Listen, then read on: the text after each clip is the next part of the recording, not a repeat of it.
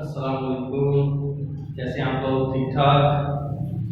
हमारा BCom part 2 की cost accounting subject और जो टॉपिक चल रहा है मटेरियल लॉसेस। अच्छा जी, मटेरियल लॉसेस के बारे में बेसिक कॉन्सेप्ट मैंने इससे पहले वाले लेक्चर के अंदर बता दिया था कि मटेरियल लॉसेस के अंदर का मतलब क्या है। सही है ना? मटेरियल लॉसेस है क्या चीज, उसके अंदर कौन कौन सी चीजें रिकॉर्ड की जा रही है। मैंने बताया था रिकॉर्ड करने के लिए दो चीजें, एक तो क्या सिंपल डिफेक्टिव और दूसरा स्पॉइलेज। डिफेक्टिव का मतलब क्या बताया था? डिफेक्टिव क्या था? डिफेक्टिव मतलब ऐसा खराब हो गया मसला कि आप उसके ऊपर रीवर्क करेंगे वो दोबारा सही हो जाएगा, और स्पॉइलेज ऐसा खराब हुआ जो अब इस पर रिवर्क नहीं हो सकता, ये सस्ते दाम बेचना पड़ेगा। ये सिंपल सा। अब दो प्रोसेस डिफेक्टिव और स्पॉइलेज। अगर मैं पहले सिर्फ बात करूं डिफेक्टिव की, तो इसको दो मेथड्स हैं रिकॉर्ड करने के। यानी ये जो नुकसान होता है, रिवर्क करना भी एक नुकसान ही है, या तो जॉब पे चार्ज करें या एफओएच पे करें। Same as it is spoilage के अंदर जॉब पे चार्ज करें या एफओएच पे चार्ज करें। ठीक है, तो अब हम सबसे पहले लेते हैं डिफेक्टिव के बारे में कि डिफेक्टिव जो करना है, रिकॉर्ड करना है, कैसे करेंगे। इसको दोनों मेथड के साथ साथ डिस्कस करेंगे। ठीक है,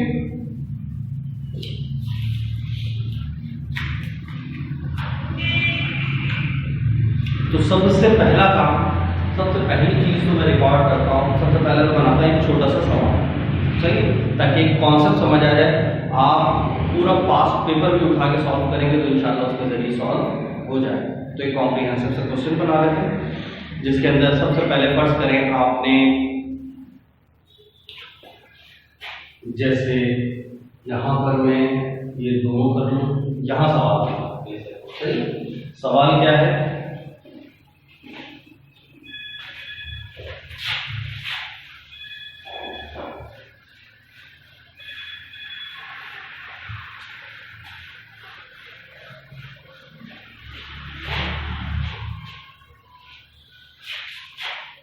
यहां पर नजर आ रहा है आपको सवाल है। फर्स्ट करें आपने,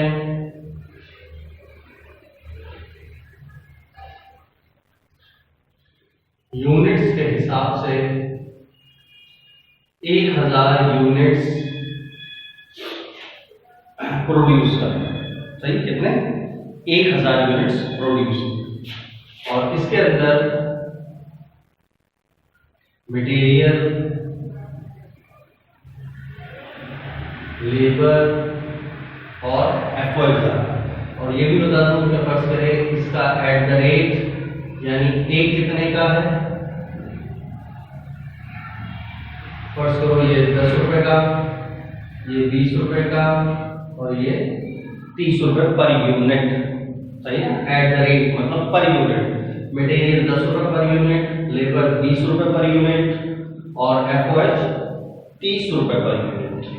ठीक है, और कितने यूनिट इस्तेमाल हो रहा है? 1000 यूनिट। ये सिंपल सा आपका स्टार्ट हुआ सवाल।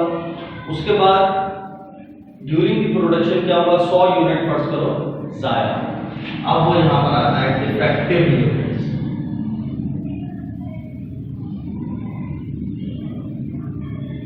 डिफेक्टिव यूनिट्स कितने हैं?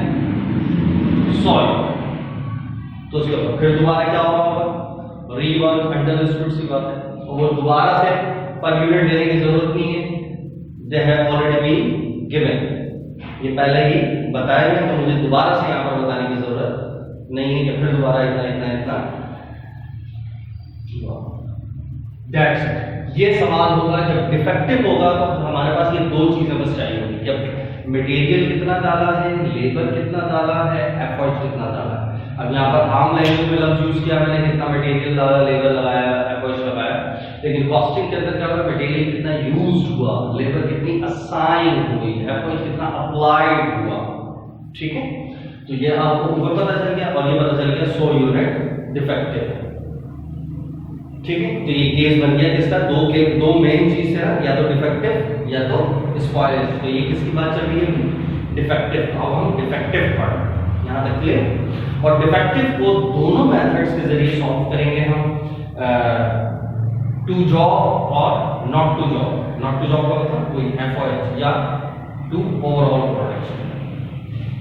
तो हम डिफेक्टिव करने जा रहे हैं, तो मैं यहाँ बीच में सेंटर पर डिफेक्टिव भी लिख देता हूँ और मेथड्स वगैरह भी लिख देता हूँ, ताकि आपको ये पता चल जाए डिफेक्टिव जब भी होगा इस तरीके से ही सॉल्व होगा।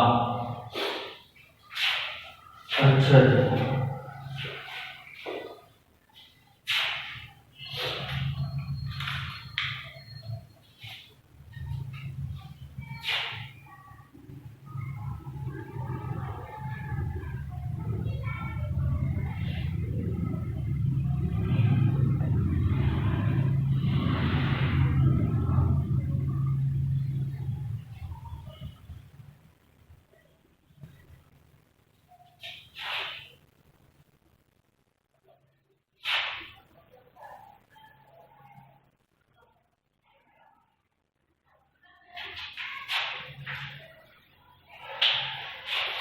ये हम क्या करने जा रहे हैं, डिफेक्टिव।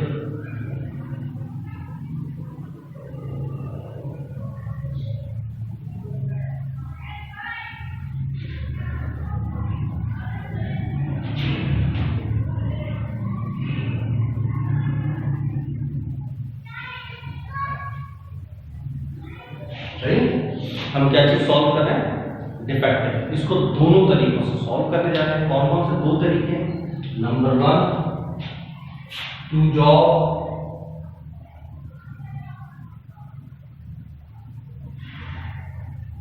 सही, और दूसरा not to job.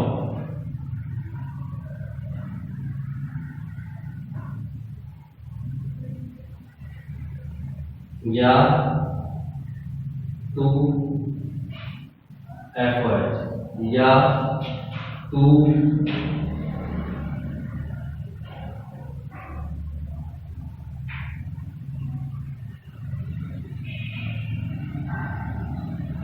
All over production. कुछ भी कह लो, नॉट टू जॉब कह लो, FOH कर लो या टू ऑल ओवर प्रोडक्शन कर लो, सबका मतलब सेम ही निकलेगा।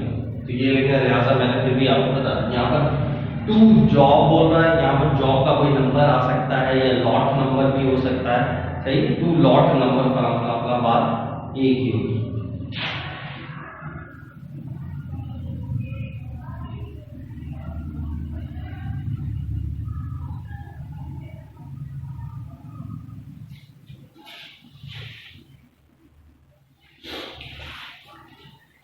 सही।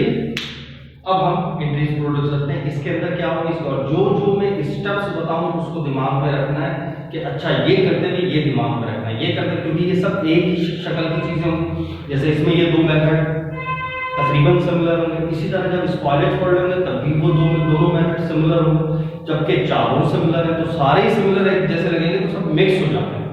तो जो जो मैं पॉइंट्स बताऊं उनको बस दिमाग में रखना है, ठीक है।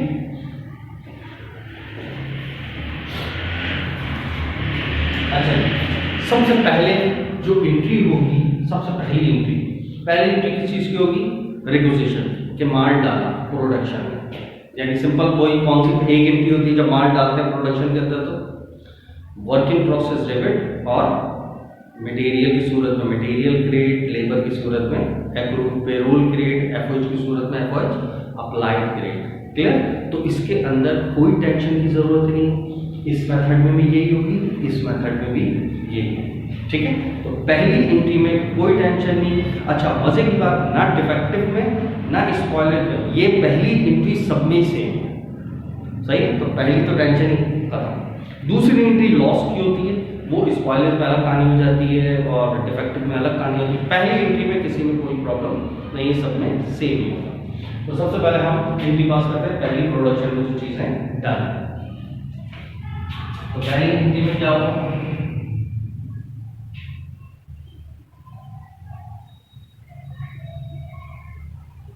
वर्क इन प्रोसेस, मटेरियल का डेबिट, वर्क इन प्रोसेस,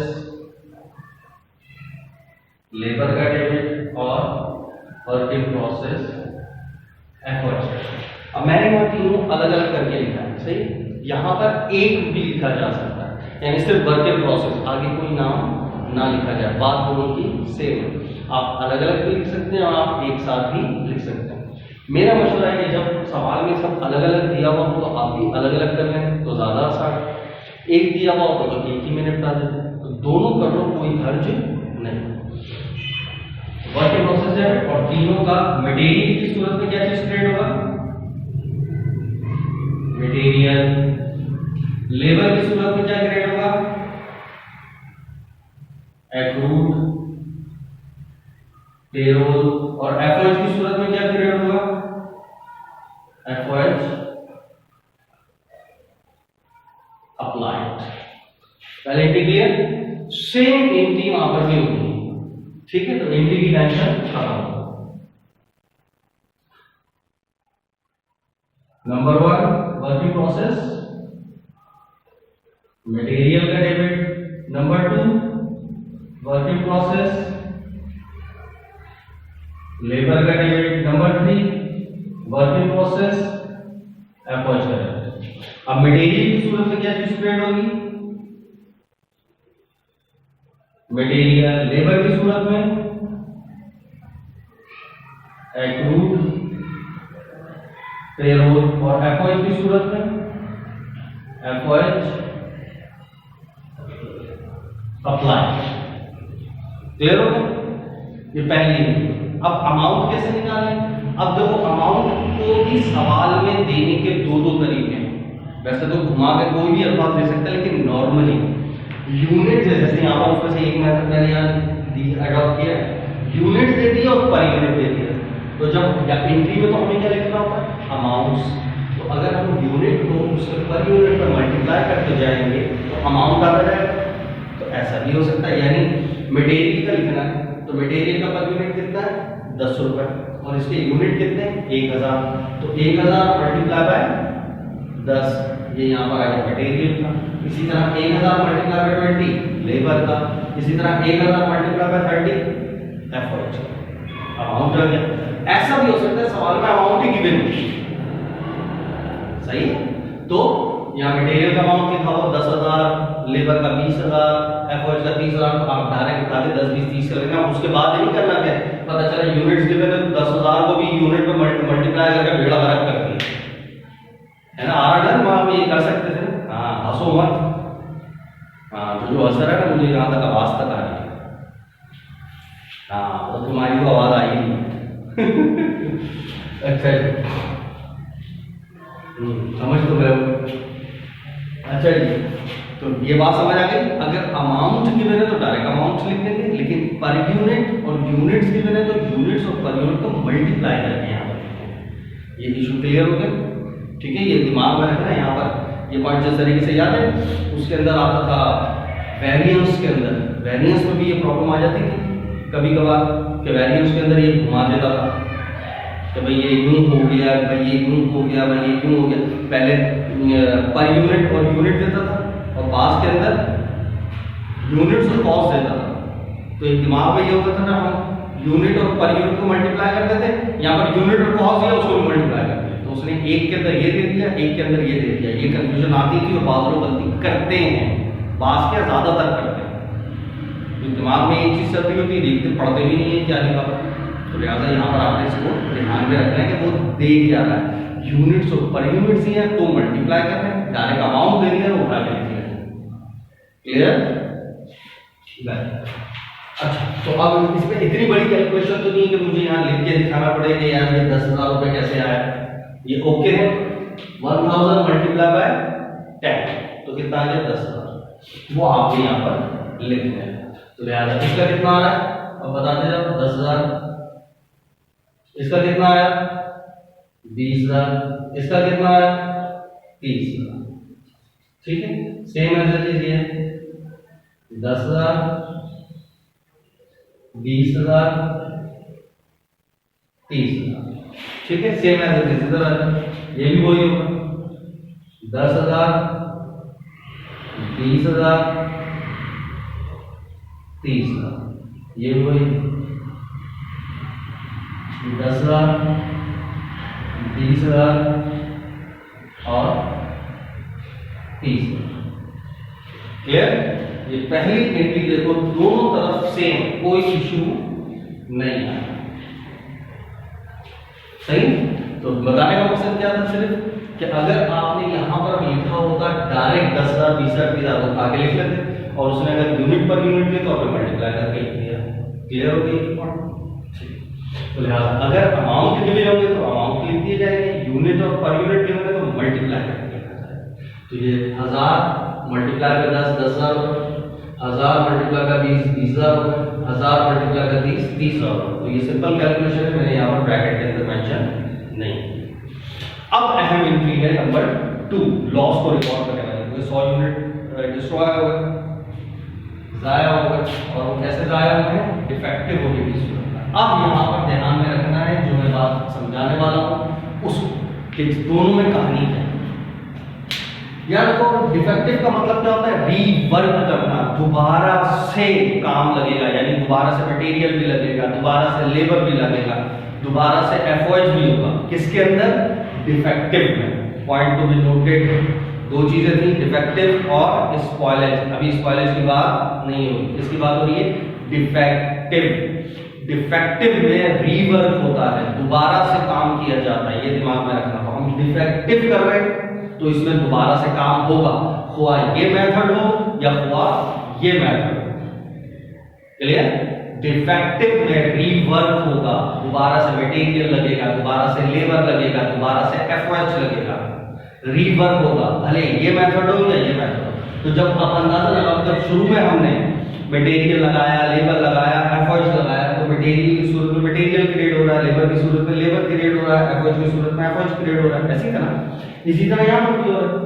तो अब अहम चीज लॉस की एंट्री पास करके जाना। जब भी लॉस की एंट्री पास करे जाएंगे तो दिमाग में आएगा यार हम स्पॉइलिंग हुआ या डिफेक्टिव। डिफेक्टिव के अंदर क्या होता है? रीवर्क होता है। जब रीवर्क होता है तो दोबारा से क्या होता है?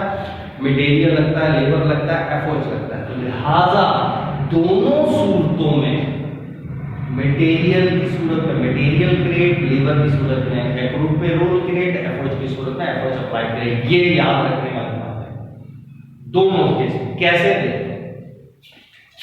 जैसे जब मैंने यहां पर ऑलरेडी 3 लाइन छोड़ दी। मटेरियल की सूरत में मटेरियल क्रिएट, लेबर की सूरत में एक्रूड पेरोल क्रिएट, एफओएच की सूरत में एफओएच अप्लाई क्रिएट। सेम कहानी यहां पर, सही? सेम कहानी यहां पर मटेरियल की सूरत में मटेरियल क्रिएट, लेबर की सूरत में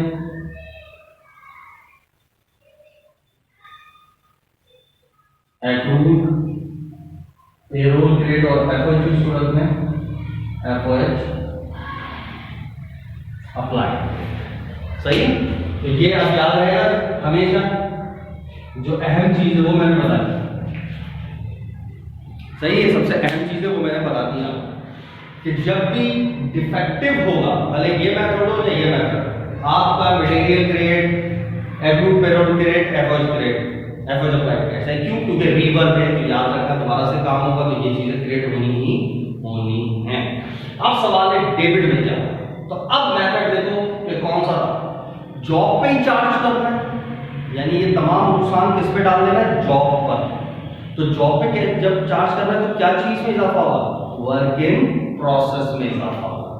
क्योंकि देखो ना, जब मटेरियल लेबर ओवरहेड आपने डाला है तो किसमें डाला था? वर्क इन प्रोसेस पे डालते हैं। भले देखो कुछ भी हो, हम डायरेक्ट वर्क इन प्रोसेस को डेबिट करते हैं, यानी हमारा प्रोसेस बढ़ रहा है। तो यहाँ पर भी हमने ये सारा नुकसान किसमें डालना है? जॉब पे। तो यहाँ से डेबिट क्या करेंगे? Work in process.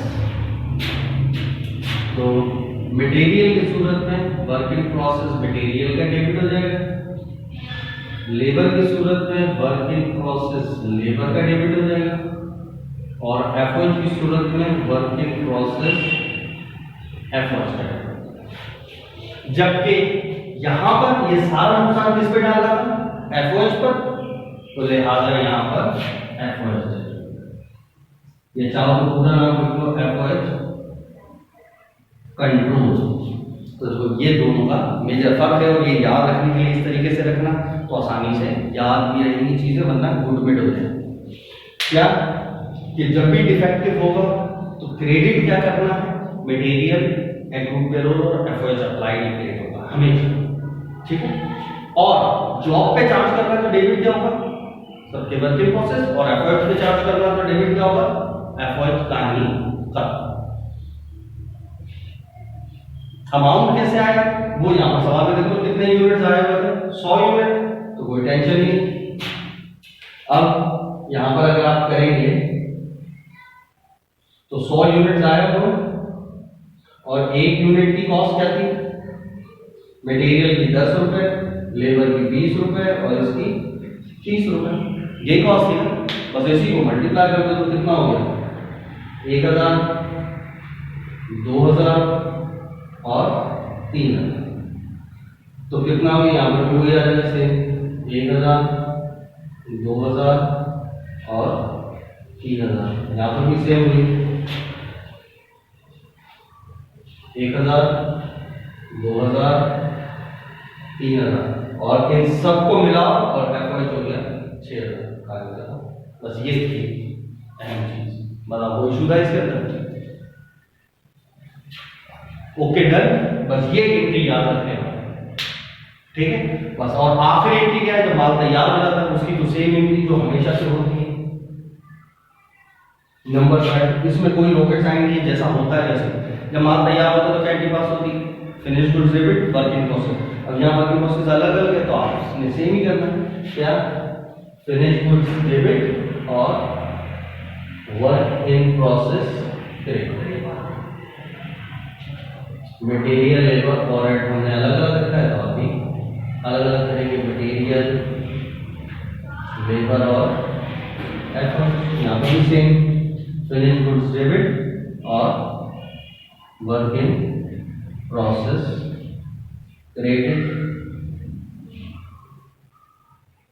मटेरियल,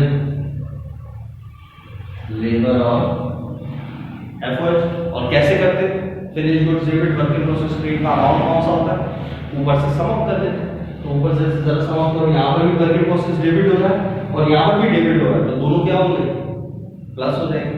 तो 10 और 1 कितना हो गया, 21, तो 21 मटेरियल क्रेडिट हो जाएगा, और 20 और 2 22 और 30 और 3 35, और इन तीनों को कर लो, कितना हो गया, ये कितना हो गया, 4 3 7,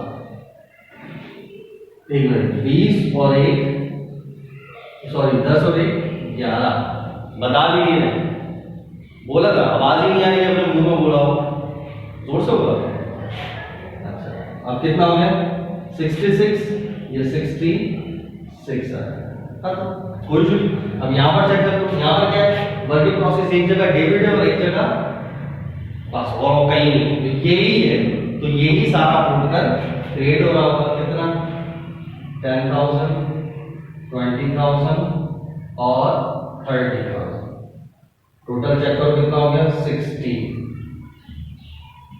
तो यहाँ 60 फिनिश हो जाएगा, क्लियर, बस ये है टोटल सवाल।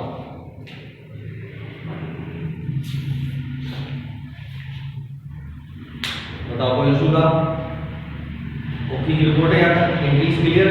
तो आज हमने क्या सीखा है, डिफेक्टिव सीखा है। डिफेक्टिव के अंदर याद रखो रीवर्क, दोबारा से काम होता है।